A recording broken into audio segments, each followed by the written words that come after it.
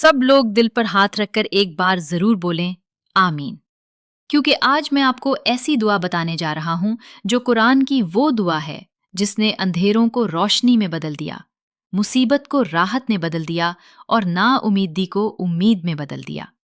ये वो दुआ है जो हजरत यूनुस अलैहिस्सलाम ने मछली के पेट के अंधेरे में पढ़ी थी, जब चारों तरफ अंधेरा था, समंदर का अंधेरा, रात का अंधेरा और मछली के पेट का अंधेरा।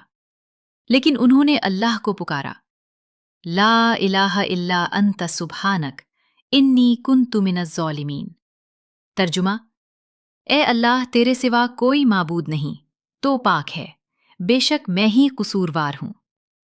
नाजरीन, सोचें, जब एक नबी ने अपनी खता का एतराफ किया और अल्लाह को पुकारा तो अल्लाह ने समुंदर को हुक्म दिया, मछली को हुक्म दिया और उन्हें निजात अता फरमाई। तो क्या हमारा रब आज हमारी आवाज नहीं सुनेगा? अगर आप परेशानी में हैं, कर्ज में हैं, बीमारी में हैं, घरेलू झगड़ों में हैं या दिल बेसुकून है, तो आज से इस दुआ को अपना वजीफा बना ले। रोजाना कम से कम 100 मरतबा पढ़ें। यकीन के साथ पढ़ें, आजजी के साथ पढ़ें।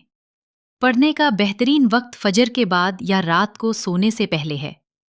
आंखें बंद करें, दिल में अपनी हाजत रखें और 3 मरतबा दुरूद शरीफ के साथ शुरू और ख़त्म करें। याद रखें, इस दुआ में 3 बड़ी ताकतें हैं।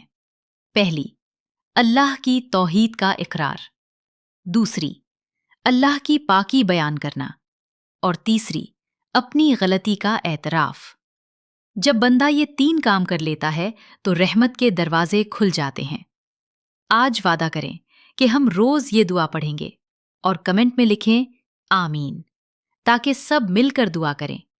अल्लाह हम सब की मुश्किलात आसान फरमाए, बीमारों को शिफा दे, कर्जदारों को अदायगी की तौफीक दे और हमारे दिलों को सुकून अता फरमाए। आमीन या रब्बुल आलमीन।